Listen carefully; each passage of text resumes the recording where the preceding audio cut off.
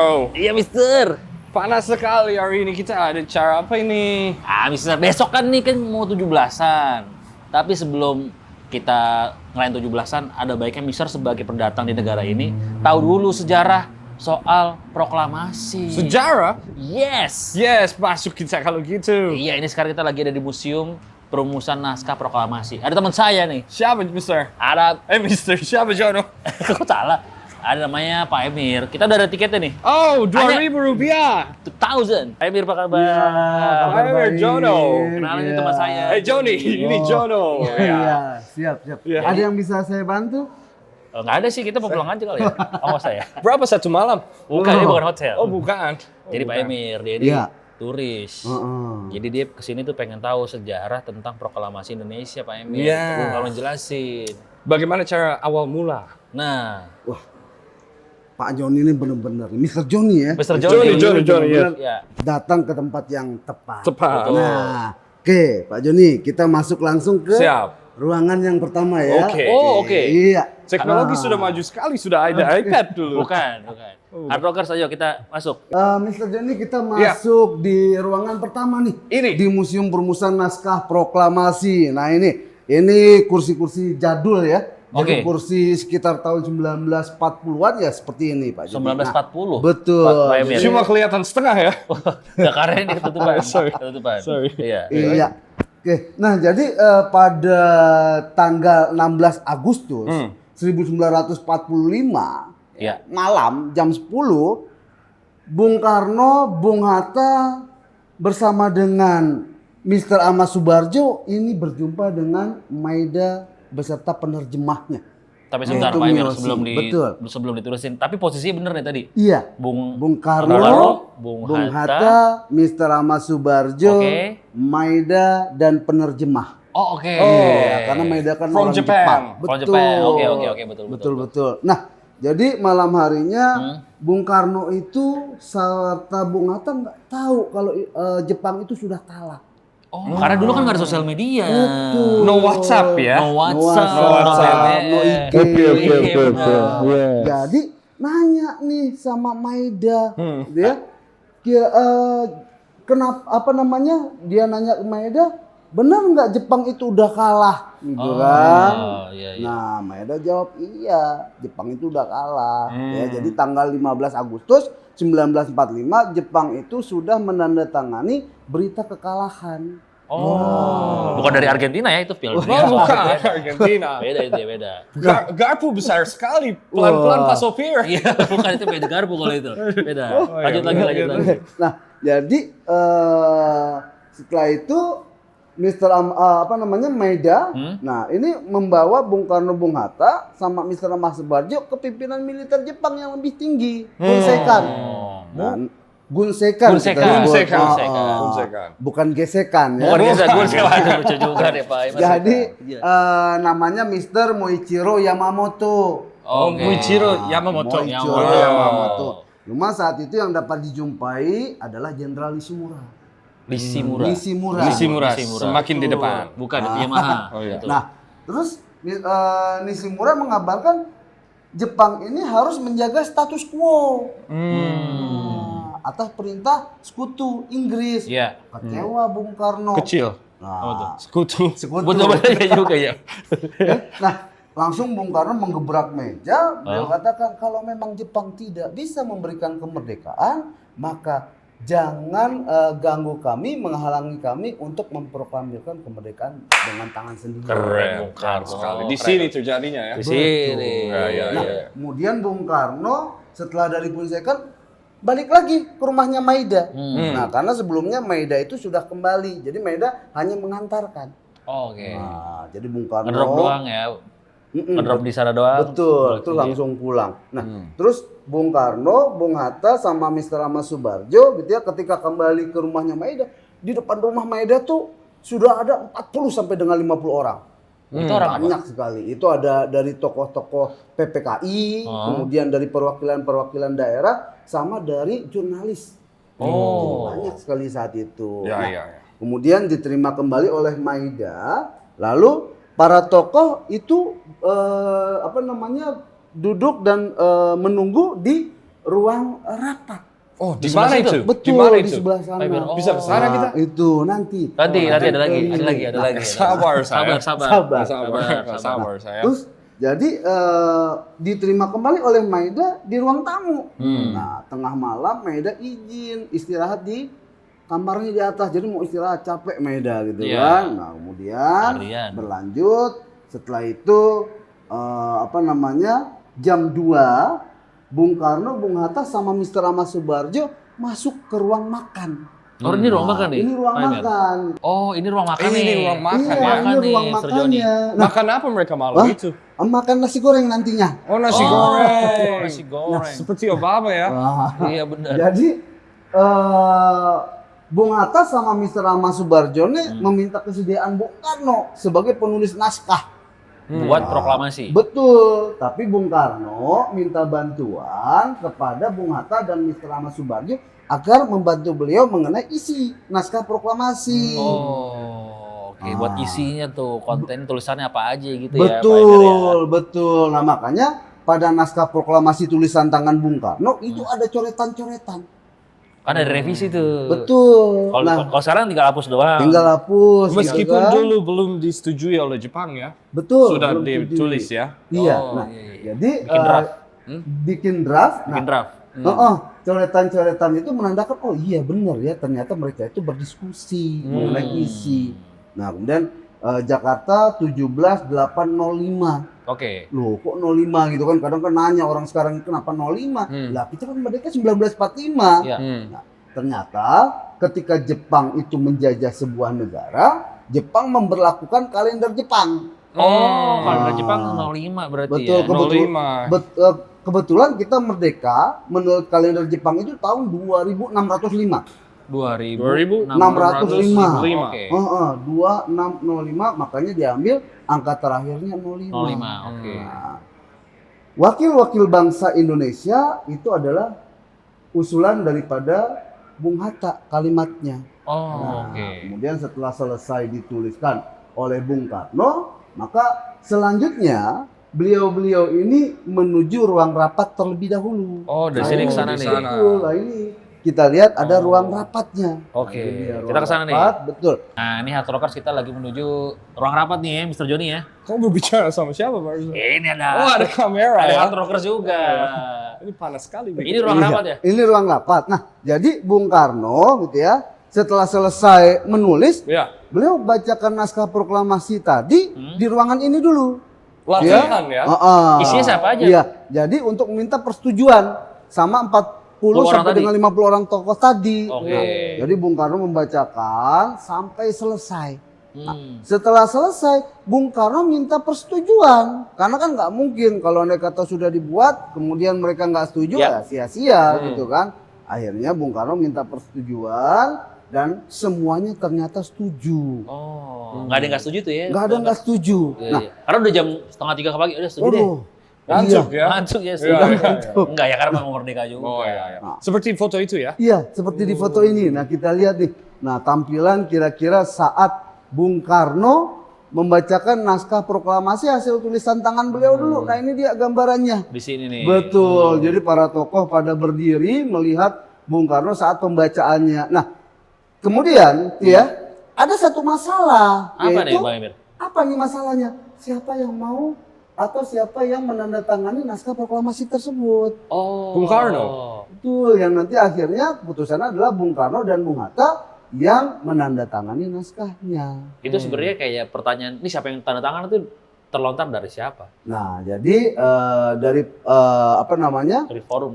forum gitu kan, siapa yang harus tanda tangani? Hmm. Nah, ada tokoh asal Aceh, Ya. namanya Dr. Tuku Muhammad Hasan. Ya. Beliau memberikan 3 usulan. Sayyidi Malik Dr. ya. Joni, Dr. Tuku Muhammad Oh, iya, Hasan. iya. Anda tidak ngerti sejarah Indonesia ya? Saya baca di sini. Nah, Baca Salah Pak? ya? Jangan. Salah ya, oh ya. nah, itu nantinya tuh. Nah, Nanti jadi, belakangan ya.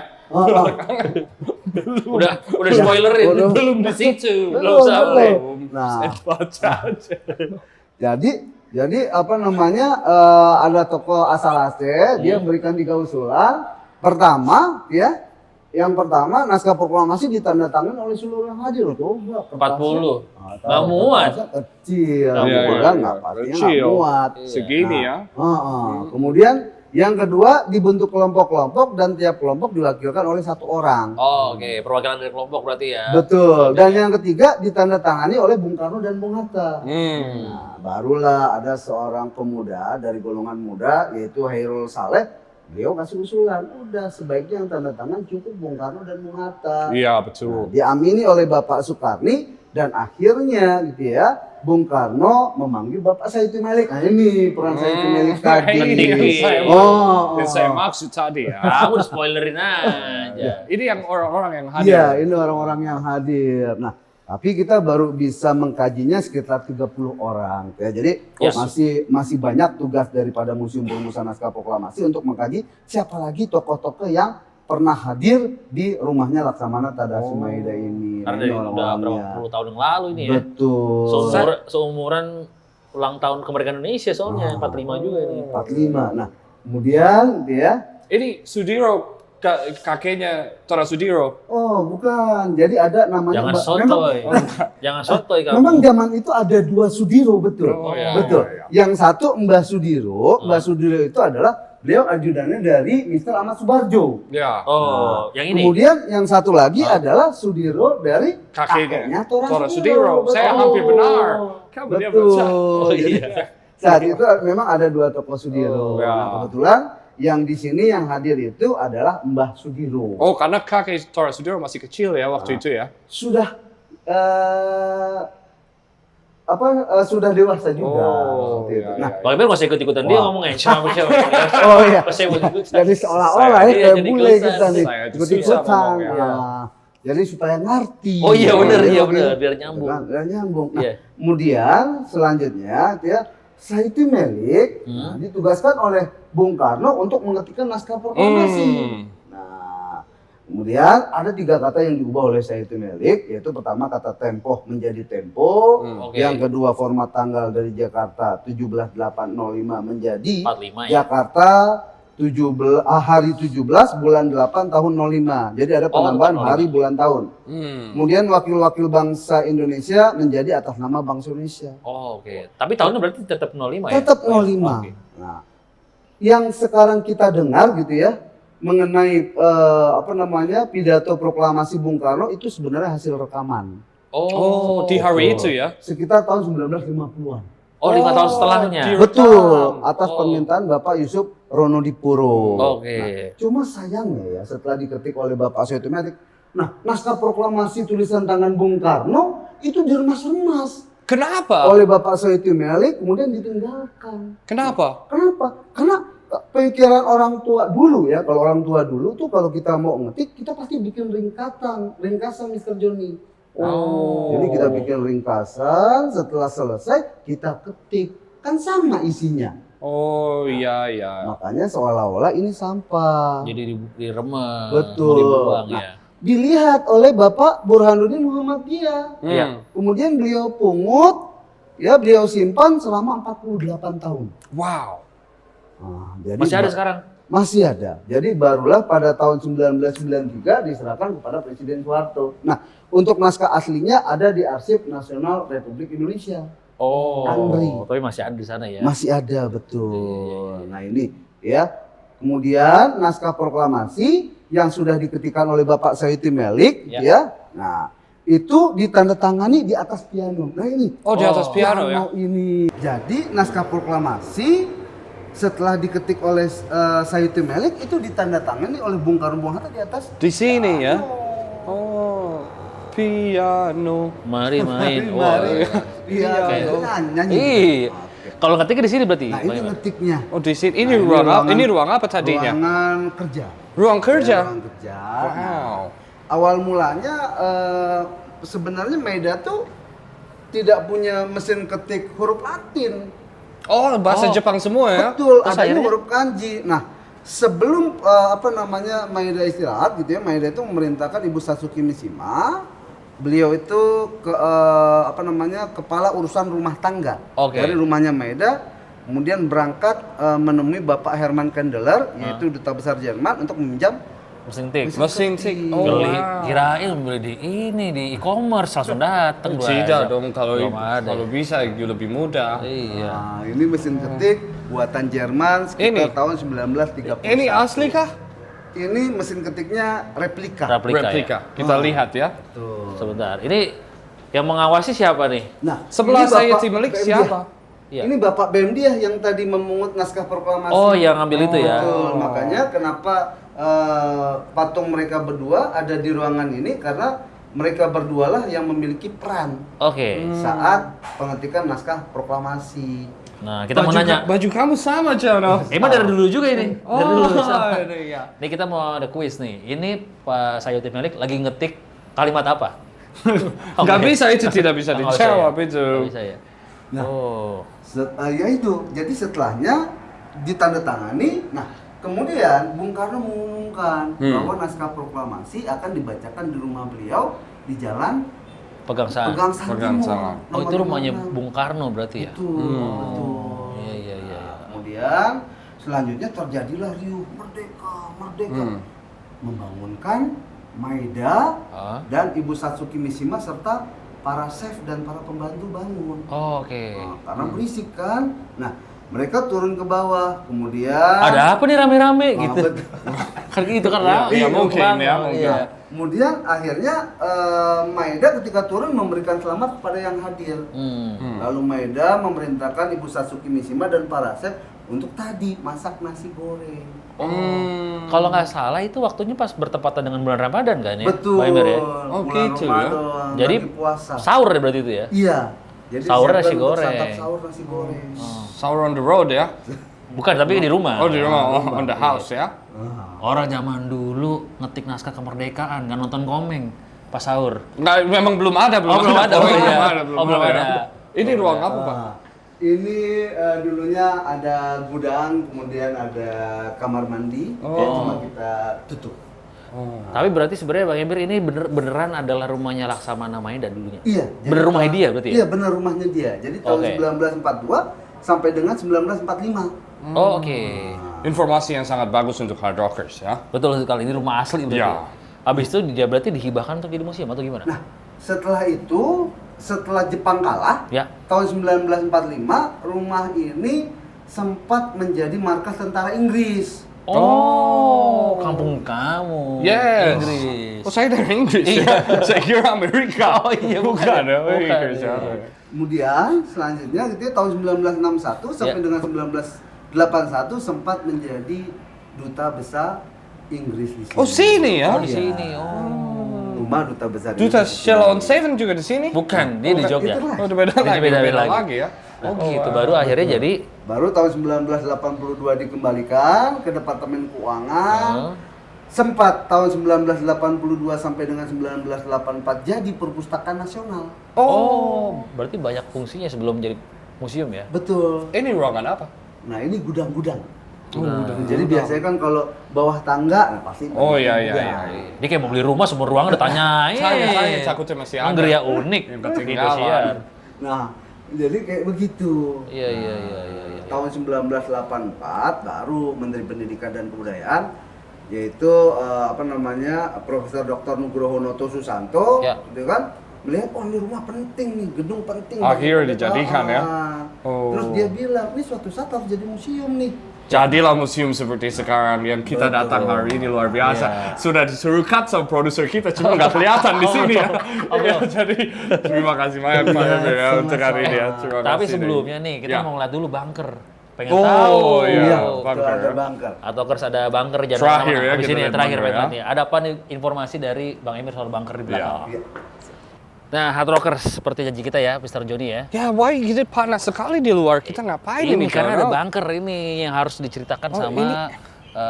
Bang Emir. Ini sebenarnya Apa bunker ini? apa nih? Iya. Nah, ini jadi ada bunker Mr. Jono gitu ya. Johnny. Jadi Mr. Johnny. Johnny, iya. Jono, Nah, iya. Bapak Jono Mr. Johnny. Iya, yes. Nah, jadi ini bunker dulu digunakan untuk tempat persembunyian atau berlindung. Oh. Di rumah milik orang Jepang kan? Betul. Mereka berlindung dari mana? Bukannya kita yang harusnya berlindung dari mereka? Jadi sebelum-sebelumnya gitu ya, kalau andai kata ada pesawat tempur, Jatuhin ya, bom gitu ya. menjatuhkan bom. Nah, sebelum menjatuhkan bom, pemilik rumah itu berlari ke bunker untuk perlindungan. Nembus kemana ini? Nah, ini kita belum dapat secara pasti ya tentang tembusnya di mana, karena kami belum melakukan kajian secara pastinya, gitu ya. Tapi diduga ini tembusnya ini ke lapangan. Nah, sekitar sini lapangan di sebelah mana, gitu Lapangan kan? Qatar kayak deh. Jauh sekali itu. Kemungkinan gitu ya. Boleh masuk? Boleh. Jadi Ini di boleh dalam, masuk berarti, iya, di dalam itu ada lubang besar, kemudian di dalam seperti goa ya. Lubang besar itu ada lubang kecil lagi. Nah, itu untuk tempat merangkak melarikan diri. Nanti tembus-tembusnya ya tadi di lapangan. Di lapangan luas itu tadi, cuma belum tahu ya. Cuma belum tahu tembusnya di sekitar mana. Coba Mr. Joni kalau masuk. Gak apa-apa ya, saya masuk ya. Boleh, dong. Mr. Johnny. Kan kamu kan dari negara luar. Tapi kalian nyusul kan? Iya, saya nyusul. Pasti ya? Pasti. Iya. Pasti ya? Pasti. Ya. Bismillahirrahmanirrahim. Nanti saya kabarin keluarganya kalau ada apa-apa. Ya kan, mau masuk juga kan? Iya enggak, iya. Pasti ya? Pasti. Pasti. Pasti ya, bismillah ya. Wah. Bisa bismillah bule ini. Masuk terus. Ayo, Jono, kamu masuk ya? Iya. Wow. Jono, kamu turun ya?